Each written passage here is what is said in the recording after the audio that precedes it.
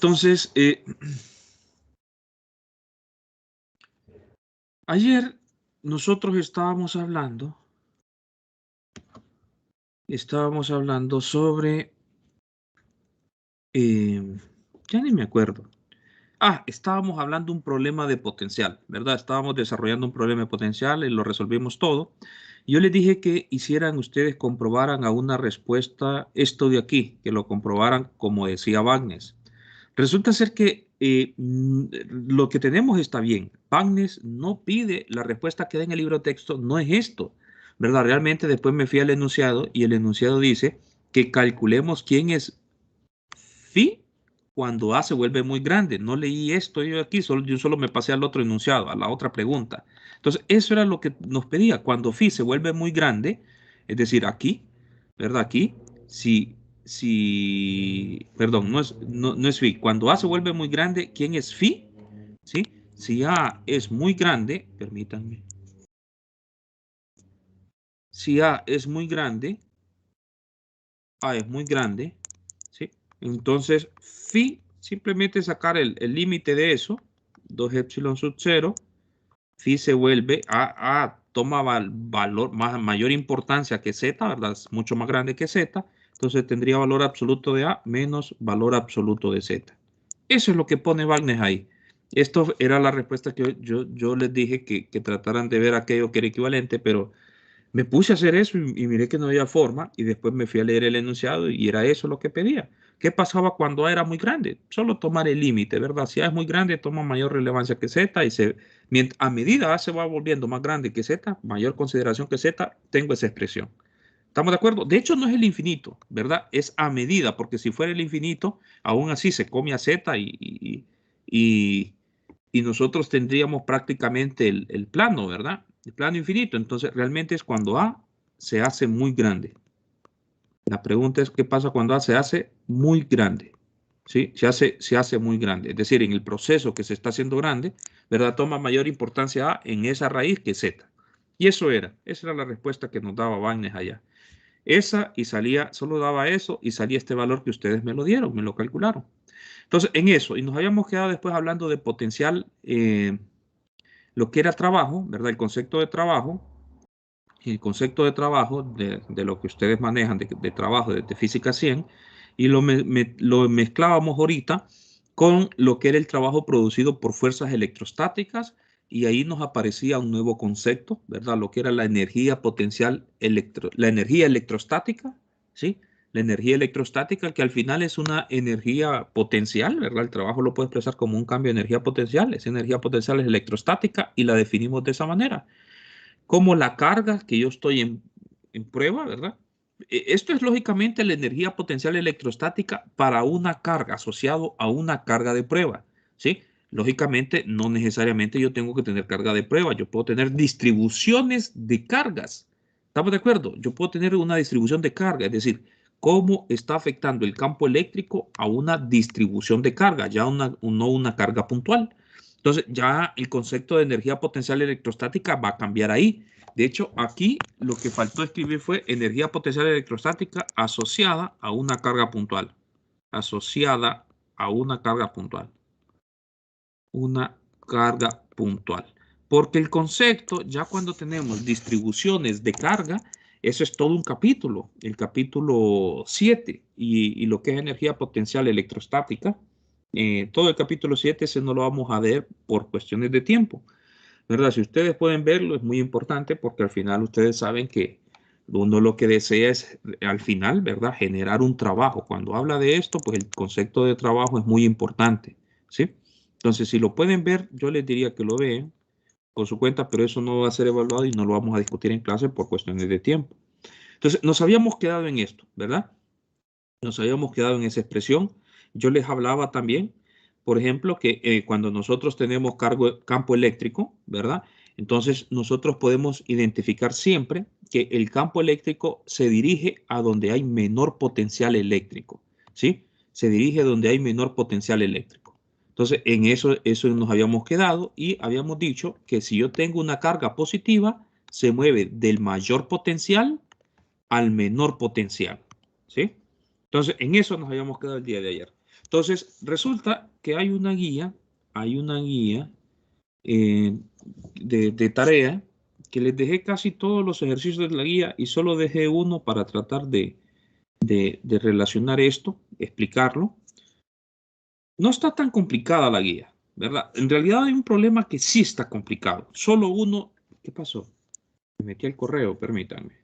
Solo un problema de ellos, y se los voy a decir cuál es, está complicado, se los digo sinceramente, de los problemas que lo ponen a uno a pensar, ¿verdad? De los problemas que tienen no es un truco, sino no es un tricky, le llaman, ¿verdad? No es que es eso, sino que los problemas que sí necesitan en realidad un análisis un tanto más alto de lo que de los otros problemas, que los otros son más como mecánicos.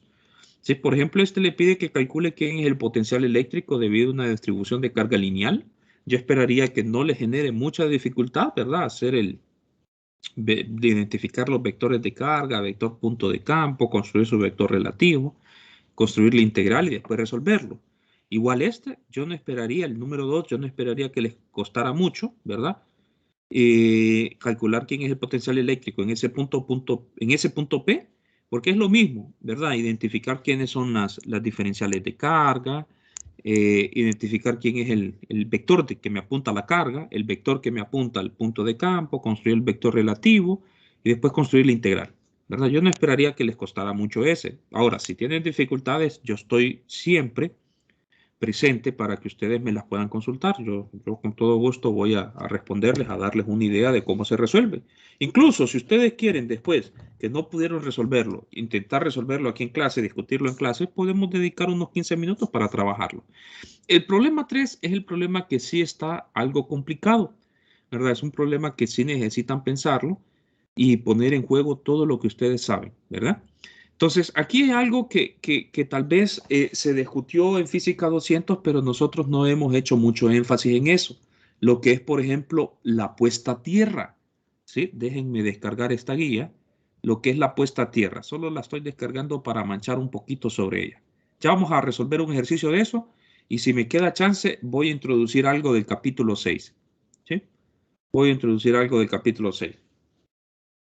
Que al final, pues, yo lo llevaba, digo que lo llevaba al ritmo y ahora pues me he detenido un poco porque las circunstancias del tiempo y las circunstancias de cómo estamos, pues me he pausado un poco en los contenidos, pero al final tengo que seguir, ¿verdad?, desarrollando la teoría. Entonces, ¿qué es una puesta a tierra?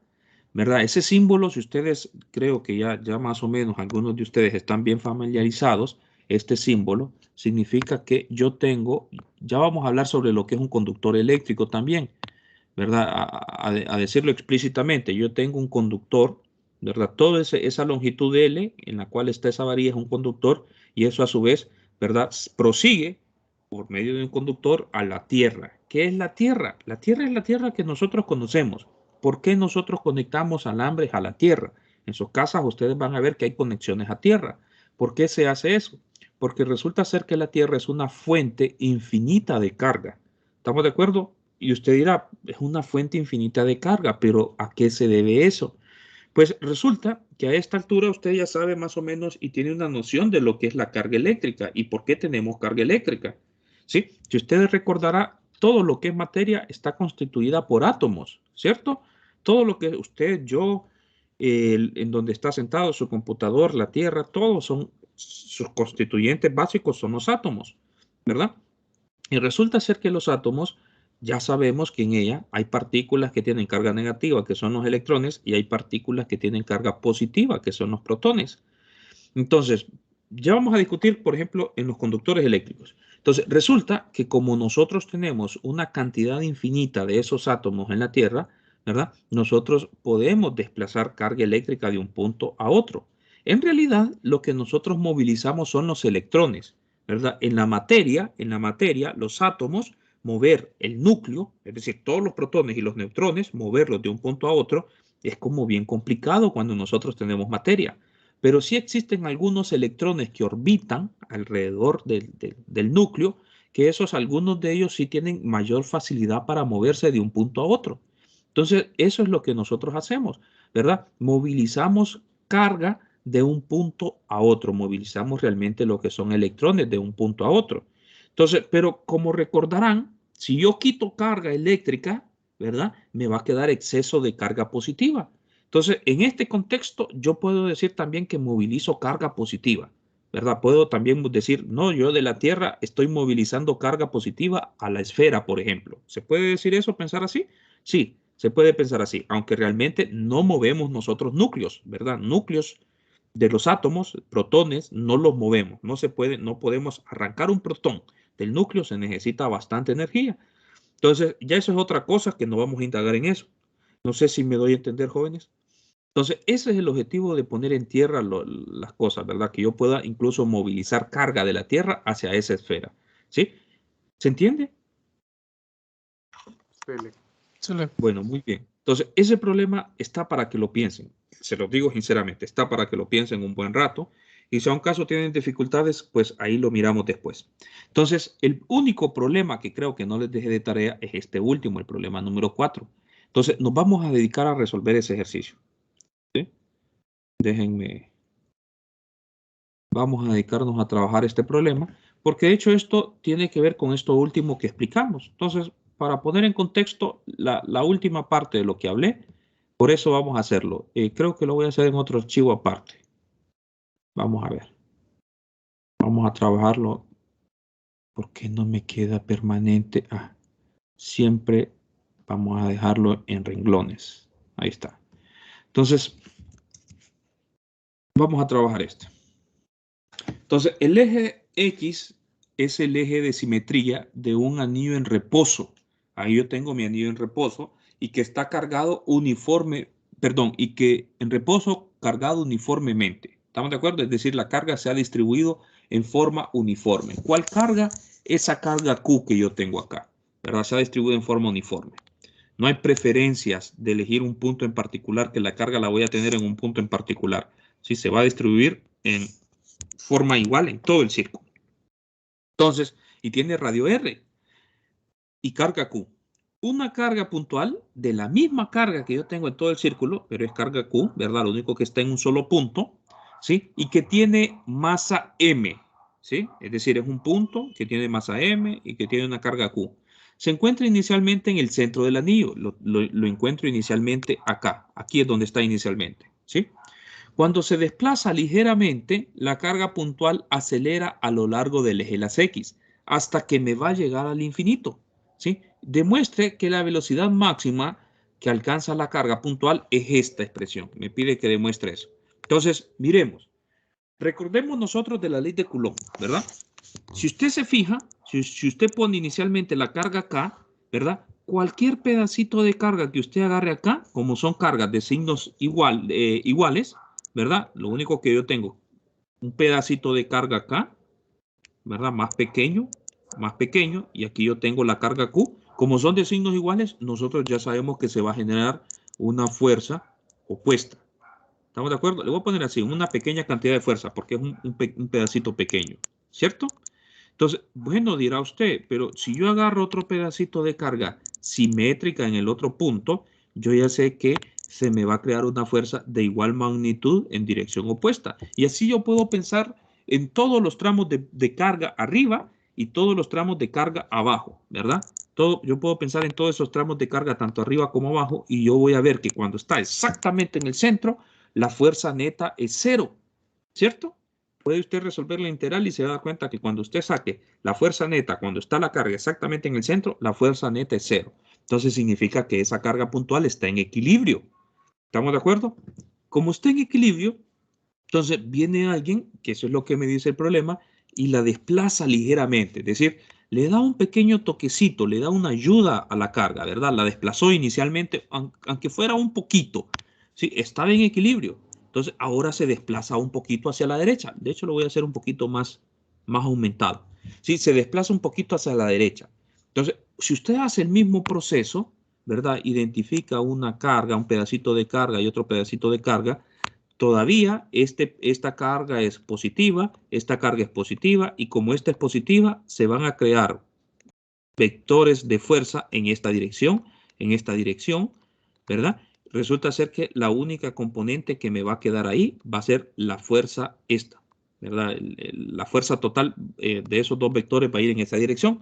Entonces, a medida que usted lo desplace, ¿verdad? La fuerza siempre va a tener esa dirección a lo largo del eje de las X. Entonces, como lleva esa dirección, porque es una fuerza repulsiva, el objeto se tiene que acelerar hacia la derecha, ¿verdad? Hasta que llegue al infinito. Acuérdese que la fuerza, lo que nosotros hemos estudiado, ¿verdad? La ley del inverso cuadrado, ¿sí? La fuerza es obedece la ley del inverso cuadrado. Voy a ponerlo así. La constante K, para no escribir todo esto, 1 sobre 4 pi epsilon sub 0. ¿Sí? La ley del inverso cuadrado me dice que en este caso, bueno, yo tengo cargas, pedacitos de carga, ¿verdad? Un pedacito de carga actuando sobre esa carga Q. Me dice que la fuerza eléctrica se siente incluso hasta que usted esté en el infinito, ¿verdad? Se llama fuerza, ¿sí?, de largos alcances, que tiene incluso interacción hasta estando en el infinito, ¿sí? Siempre va a sentir fuerza eléctrica, incluso estando en el infinito. Lo único que en el infinito, la fuerza eléctrica es muy cercana a cero, ¿verdad? Es muy cercana a cero. Y se le conoce a esto la ley del inverso cuadrado. Eso es lo que nosotros hemos estado estudiando. Todo lo que hemos hecho, ¿verdad?, es un resultado de la ley del inverso cuadrado. Todo lo que hemos discutido hasta ahorita es un resultado de la ley del inverso cuadrado. Entonces, ¿qué con ello? Entonces, resulta ser que va a estar acelerada incluso hasta que llegue al infinito, pero en el infinito la aceleración es muy cercana a cero. Entonces, la pregunta es, ¿cómo puedo resolver yo este problema? Usted recordará, pero resulta ser que este problema, si yo lo intento trabajar utilizando lo que es la fuerza, ¿verdad? Y esa fuerza, es decir, encontrar quién es la fuerza neta que ejerce esto sobre esta carga, en todo ese movimiento, esta es una fuerza que va a ser variable, ¿sí? Va a variar, es una fuerza variable. ¿Qué significa? Que resolver esa integral y ver cómo va variando esa fuerza a medida que el objeto va pasando, y después encontrar una aceleración, por ejemplo, que también es variable, ¿sí? Si usted encuentra la fuerza, también determina quién es la aceleración, que también es variable. Y si usted determina quién es la aceleración, en principio usted puede encontrar la velocidad, porque recuerde que la derivada de la velocidad con respecto al tiempo le da la aceleración, ¿verdad? Pero el problema es que encontrar este valor es bien complicado, y después integrar eso también es más complicado todavía. No es imposible, se puede hacer, ¿sí? Integrar esto se puede hacer y usted ya sabe quién es la velocidad, ¿sí? Se puede hacer así.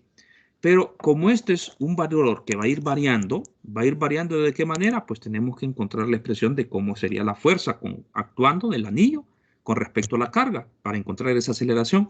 Esa es una forma, sería el camino más largo, si usted se quiere ir por ahí. Entonces, podemos recurrir a un concepto que fue el que miramos el día de ayer, ¿sí? Recuerde que como nosotros sabemos el trabajo de lo que vio en Física 100, el trabajo realizado por cualquier fuerza o por todas las fuerzas que actúan, ¿estamos de acuerdo? El trabajo que realizan todas las fuerzas en un sistema, ¿quién es el objeto que voy a estudiar yo ahorita? Esta carga. El trabajo que están realizando todas las fuerzas en esa carga, eso es el cambio de la energía cinética, ¿cierto? Ese es el cambio de la energía cinética. Entonces, eso, ¿y quién es la energía cinética? Recordará usted. ¿Quién es la energía cinética? Energía cinética final menos energía cinética inicial. Pero como la carga inicialmente, usted lo que hizo fue moverlo un poquito hacia acá. Inicialmente estaba en reposo, ¿verdad? Y usted la movió un poquito, pero seguía estando en reposo. Entonces, la energía cinética inicial es cero. Entonces, de aquí usted puede ver que puede calcular quién es esa velocidad máxima que va a alcanzar, porque en el infinito todavía sigue estando acelerada, pero la aceleración es muy cercana a cero. Entonces, en el infinito es donde usted alcanza esa velocidad máxima. Entonces, ¿cómo tengo que resolver el problema yo? Pues calcular quién es el trabajo total, ¿verdad? El trabajo total me refiero al trabajo realizado por este anillo sobre mi carga puntual, ¿sí? Ese es el trabajo total, ¿verdad? Porque solo tengo fuerzas eléctricas en este caso. Entonces, ¿y qué pasó con la gravedad? Nosotros estamos, el problema, observe que es un problema en el cual nosotros estamos despreciando la fuerza gravitacional, ¿sí? Es decir, esta carga se está movilizando sobre una superficie horizontal porque se está moviendo a lo largo del eje de las X. Entonces, estamos suponiendo que la fuerza gravitacional no ejerce trabajo. Entonces, solo involucra la fuerza electrostática, la fuerza eléctrica. Entonces, bueno, pero ayer mirábamos que el trabajo total que realiza una distribución, el trabajo eléctrico, lo voy a poner así, el trabajo eléctrico que realiza una distribución de carga sobre una carga puntual, ¿cierto? Se puede escribir entonces como la carga Q, ¿estamos de acuerdo? Negativo entre el cambio del potencial escalar, ¿sí? ¿Y quién es ese cambio de potencial escalar? Es decir, si yo logro saber, perdón, esta es la carga Q, es una carga puntual, le voy a llamar Q mayúscula, ¿verdad? Es una carga puntual. Entonces, Q mayúscula. Entonces, si yo logro saber quién es el potencial allá en el infinito y quién es el potencial cuando estoy localizado exactamente en el punto cero de las X, ¿verdad? Problema resuelto, ¿sí? Entonces, problema resuelto. Entonces, me dirán ustedes, el potencial en el infinito, ¿quién va a ser? Pues ayer mirábamos nosotros que si yo puedo incluso, ¿verdad? Cuando la distancia es muy grande, yo puedo esto tomarlo como una carga puntual. En el infinito usted ya puede decir, no, esto es muy aproximado a cero, ¿verdad? Ya puede ir pensando y decir, no, eso es muy aproximado a cero. Y de hecho, eso es unos problemas que nosotros hemos estado trabajando, ¿sí? En el infinito, nuestro punto de referencia, ahí el potencial es cero. Habíamos dicho que para las cargas finitas, distribución de carga finita, en el infinito íbamos a utilizarlo como punto de referencia, ¿verdad? El potencial eléctrico ahí iba a ser cero. Entonces, vamos a seguir utilizando eso, pero ya vamos a ver. Entonces, en realidad, si yo logro averiguar quién es el potencial a cualquier distancia X, ¿verdad? Igual yo puedo incluso ver qué pasa en el infinito, ¿verdad? Ya sé que eso va a ser cero, pero puedo ver qué pasa en el infinito. Entonces, la pregunta es, ¿cómo puedo yo averiguar quién es el potencial a cualquier distancia X? Pues resolviendo el problema, calculando quién es la integral, ¿verdad? Resolviendo las integrales, calculando el potencial a una distancia X, ¿sí? A una distancia aquí. Y ese problema nosotros ya lo hemos trabajado varias veces. De hecho, lo vamos a trabajar ahorita, ¿sí? ¿Cómo vamos a trabajar eso? Pues vamos a calcular, identificar diferenciales de carga, mi vector que me apunta a la carga, mi vector que me está apuntando a un punto en particular, a un punto en particular. Es decir, voy a decir que la carga ahorita, quiero calcular quién es el potencial en esa distancia X, cuando está a una distancia X, ¿sí? Cuando está a una distancia X. Entonces, vamos a hacer eso. Construyo mi vector relativo y ya, ¿verdad? Y aplicamos la integral. Entonces, ¿quién va a ser R? ¿Quién va a ser R? ¿Quién es la mejor geometría para poder describir esa curva? ¿Con qué sistemas de coordenadas es el mejor que se acopla para describir esa curva? Cilíndrica. La cilíndrica, ¿verdad? Entonces sería ρ en dirección ρ unitario. ¿Estamos de acuerdo? Tienen que fijarse que aquí ρ unitario es un vector que tiene componentes. Si quieren, lo identifico así, lo voy a poner así. X, Y, Z. Entonces, es un vector que tiene componentes en X, perdón, en Y y en Z. ¿Estamos de acuerdo? Es un vector que tiene componentes en Y y en Z. Sigue siendo el mismo, ¿verdad? Coseno de phi, pero ahora sería en Y unitario más seno de phi en Z unitario. ¿Verdad? Lo único que hemos hecho es definir la dirección de ρ en el plano Y, Z, ¿verdad? Pero después todo lo que hemos hecho anteriormente es exactamente lo mismo. ¿Se entiende? Entonces, ¿vamos bien, jóvenes? ¿Y quién es el vector R? ¿Quién es el vector R? Ya lo tengo ahí arriba, X unitario. Entonces, construyo mi vector relativo, es decir, este es R menos R primado, y eso ¿quién va a ser? X unitario menos ρ unitario. ¿Sí? Pero no me interesa R. A mí, para el potencial, realmente quien me interesa es la magnitud de R. ¿Sí? ¿Y quién es la magnitud de eso? Ah, pero hay algo más. Resulta ser que ρ unitario ahí es una constante, ¿cierto? ¿Quién es no ρ unitario, perdón, ρ. ¿Quién es ρ primado? Es una constante. Estoy siempre a la misma distancia. Miren, a la misma distancia. ¿Estamos de acuerdo? Estoy en el círculo. Estoy siempre en la misma distancia. Entonces, ρ unitario, de hecho, de un solo pude haber yo colocado como si fuera R, ¿cierto? R mayúscula, el radio, R. Entonces, eso sería x al cuadrado más r al cuadrado, ¿sí? Esa es la distancia del vector relativo a ese punto X donde estamos calculando el potencial. Entonces, venimos, construimos entonces, ¿verdad? El potencial en ese punto X es 1 sobre 4pi epsilon sub 0.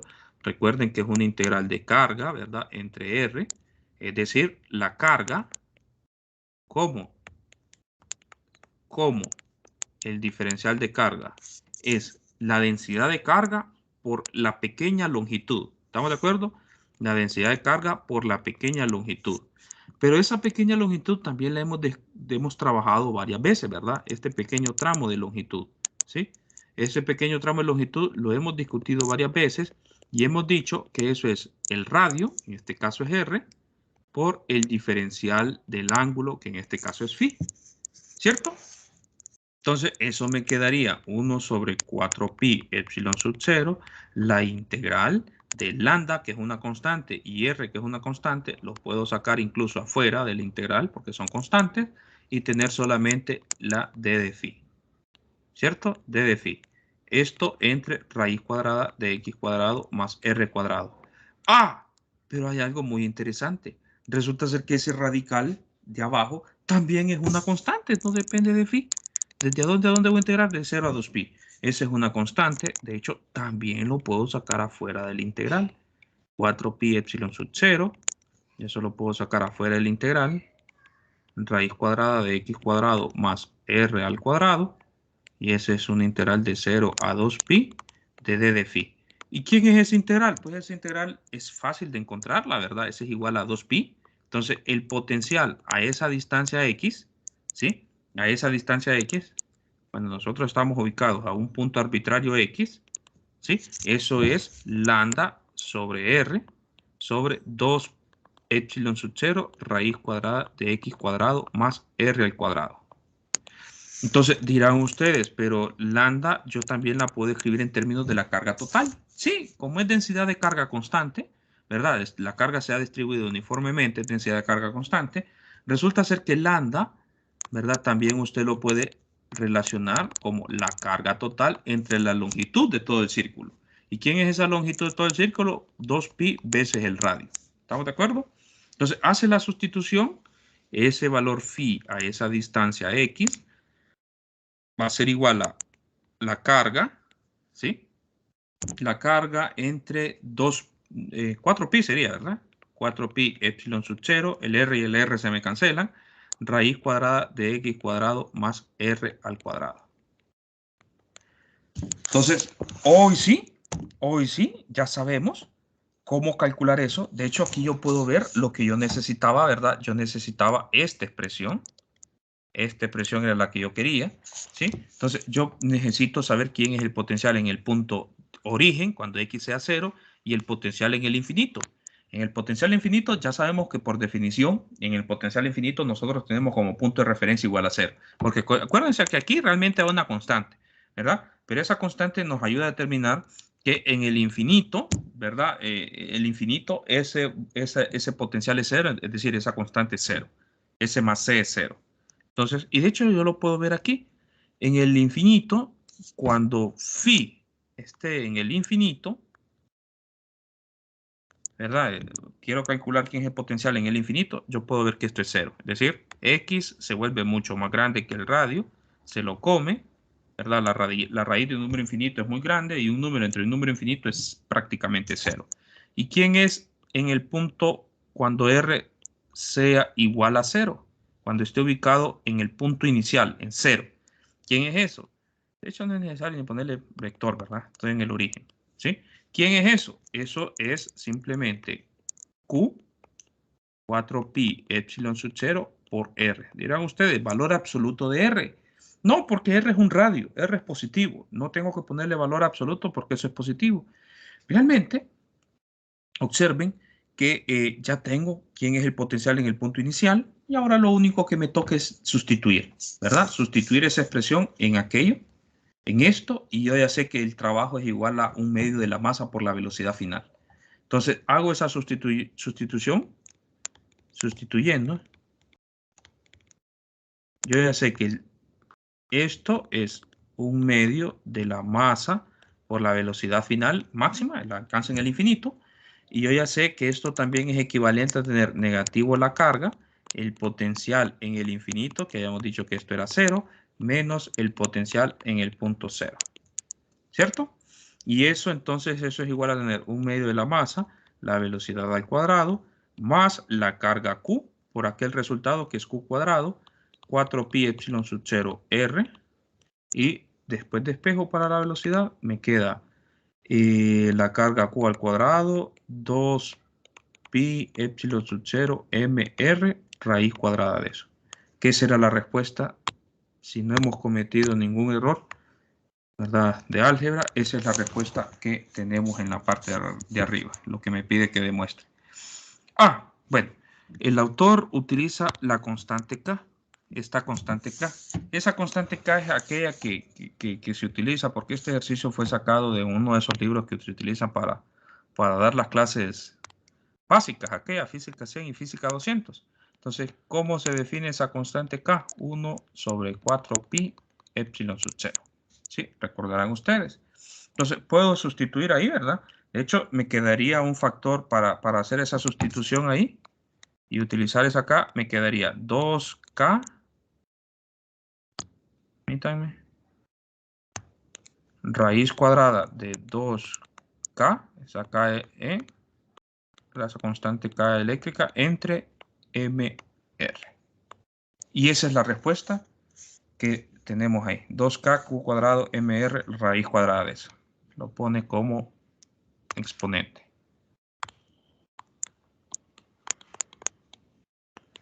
¿Se entiende, jóvenes?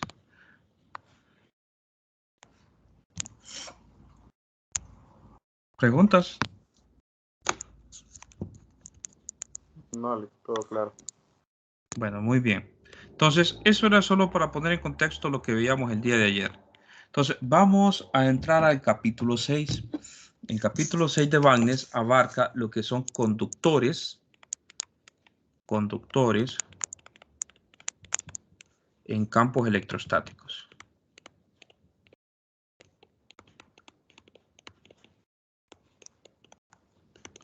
Lo único que creo que no me va a quedar mucho tiempo para hablar esto.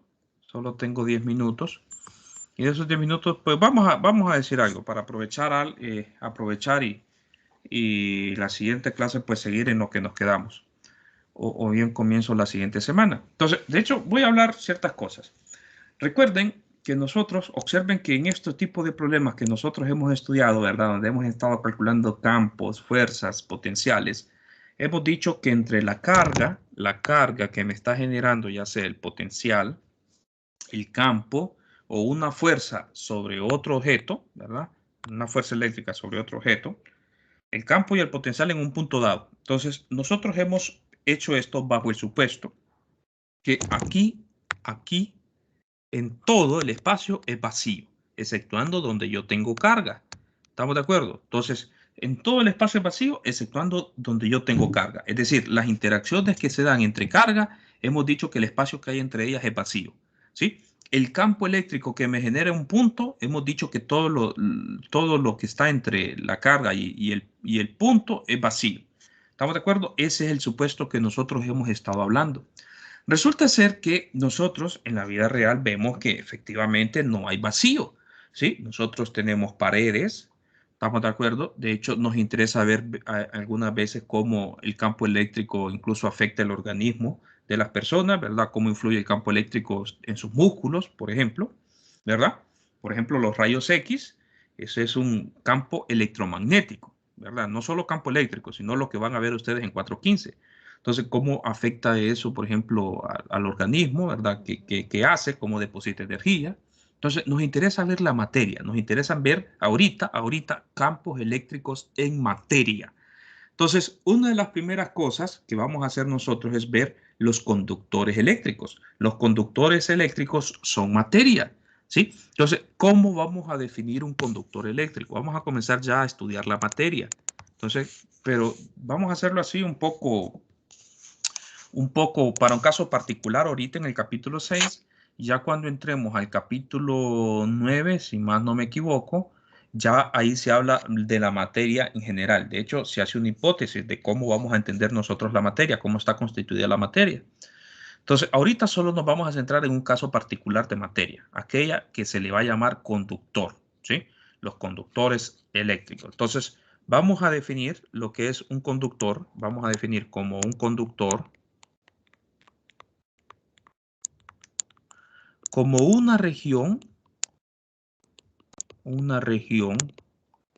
donde las cargas que conforman esa parte de o que están adentro de esa materia, ¿verdad? Donde las cargas son libres de moverse bajo la influencia de campos eléctricos. Son libres de moverse bajo la influencia de campos eléctricos.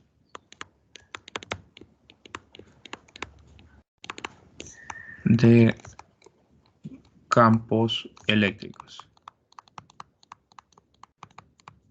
¿Sí? Ese es un conductor. Un caso particular, que es el que nosotros utilizamos bastante, sí, son los conductores eléctricos, sí, conductores eléctricos, ¿verdad? Los metales, cobre, aluminio, plata, oro, cobre, que es lo que más utilizamos nosotros en las instalaciones eléctricas. Pero un conductor es esto. Un conductor es una región, ¿sí?, constituida por materia, donde las cargas son libres de moverse bajo la influencia de campos eléctricos. Y los conductores eléctricos es un caso particular de esto, de lo que es un conductor. Le llamamos conductores eléctricos. De hecho, repito nuevamente, aquella materia, los metales, por lo general son los que utilizamos como conductores eléctricos, porque nosotros vemos que las cargas tienen la facilidad de moverse bajo un campo eléctrico. Y usted dirá, pero ¿cómo yo sé que hay un campo eléctrico? Le estoy produciendo un campo eléctrico a un conductor. ¿Sí? ¿Cómo le estoy produciendo un campo eléctrico a un conductor? Pues nosotros ya lo hemos visto, ¿verdad? Si usted tiene una diferencia de potencial, es decir, tiene un potencial más grande y un potencial más pequeño, recuerde que el campo eléctrico va del potencial más grande al potencial más pequeño. Entonces, hay campo eléctrico. Desde el momento que hay una diferencia de potencial, usted tiene campo eléctrico en un conductor. Entonces, ¿qué es lo que hace en un conductor eléctrico, por ejemplo? Ya lo he dicho, ¿verdad? Que la materia está constituida por átomos y los átomos, pues en algunos casos particulares, como por ejemplo los átomos de cobre, los átomos de aluminio, los de plata, tienen unos electrones que se les llaman electrones de valencia. ¿Sí? Esos electrones de valencia resulta ser que algunos de ellos tienen la facilidad de moverse, son libres, ¿sí? No están atados a un átomo en particular. Son de esas partículas pachangueras, ¿verdad? Que pueden estar en un lado y en otro, de acuerdo a la corriente. ¿Sí? Es decir, el campo eléctrico les da esa facilidad de poderse mover de un punto a otro. ¿Sí? Entonces, resulta entonces que las partículas, en este caso las que tienen carga, son los electrones y son los que se mueven de un punto a otro. ¿Sí? De hecho, los electrones son de carga negativa. Los electrones de carga negativa, entonces los electrones en un conductor eléctrico se moverían en esta dirección. ¿Sí? Se mueven en esa dirección, del punto mayor al punto menor. ¿Estamos de acuerdo? Se mueven. Mueven, dice ahí. Se mueven. ¿Sí? Se mueven de un punto en esa dirección en los conductores eléctricos. Pero no nos vamos a restringir nosotros a hablar de conductores eléctricos. Solo es para dar un ejemplo. ¿Sí? ¿Vamos entendiendo, jóvenes? ¿Preguntas hasta el momento? ¿Vamos bien? Entonces, nosotros nos vamos a centrar en lo siguiente, que fue lo que les dije que íbamos a hablar a inicio del curso, en lo que nos íbamos a centrar. Nos vamos a centrar en estudiar la electrostática, por eso le llamamos conductores en campos electrostáticos, ¿sí? Vamos a encargarnos de hacer esto, de estudiar electrostática. ¿Qué significa esto? ¿Sí? ¿En qué vamos a partir nosotros para estudiar la materia, en este caso conductora? Vamos a partir, ¿sí? Vamos a partir en situaciones,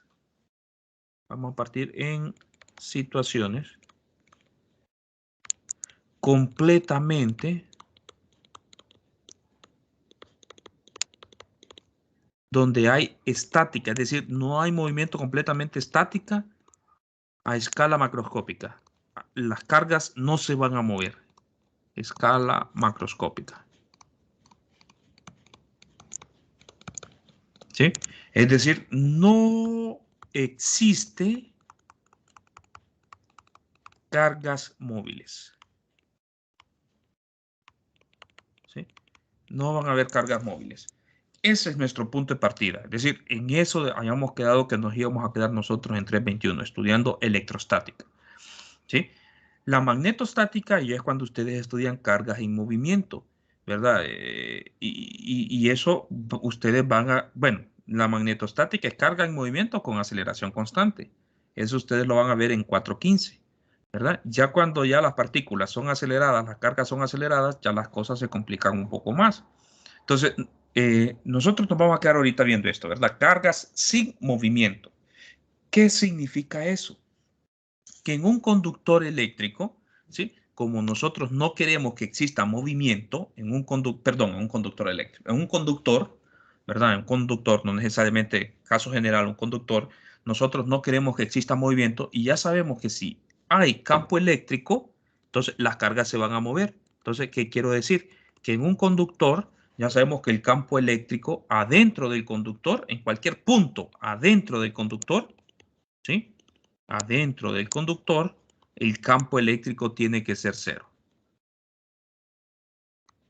El campo eléctrico tiene que ser cero. ¿Estamos de acuerdo? Entonces, tiene que cumplir estas condiciones se cumplen. Ya voy a escribir la otra. Adentro de un conductor. ¿Sí? Estas condiciones se van a cumplir adentro del conductor. Entonces, el campo eléctrico tiene que ser cero.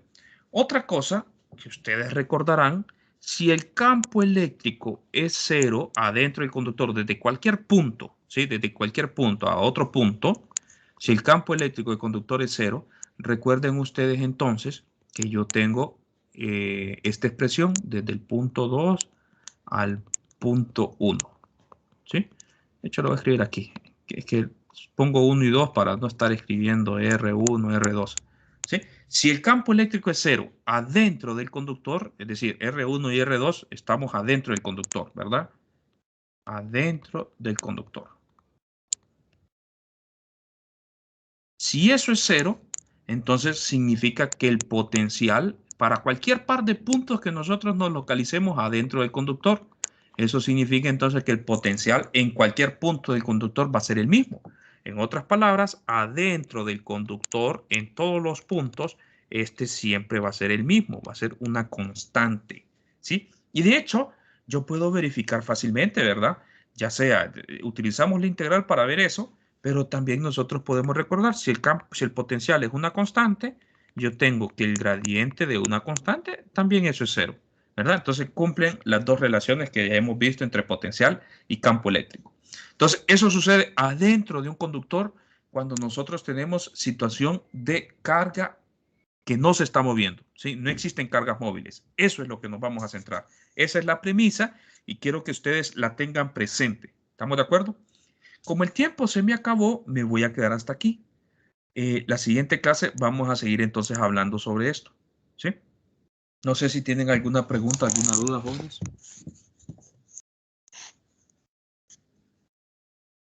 No, Alex. Bueno, muy bien. Entonces, nos vamos a quedar aquí. Nos vemos entonces el día lunes. El día lunes continuamos con la clase. Saludos, muchachos. Muchas gracias.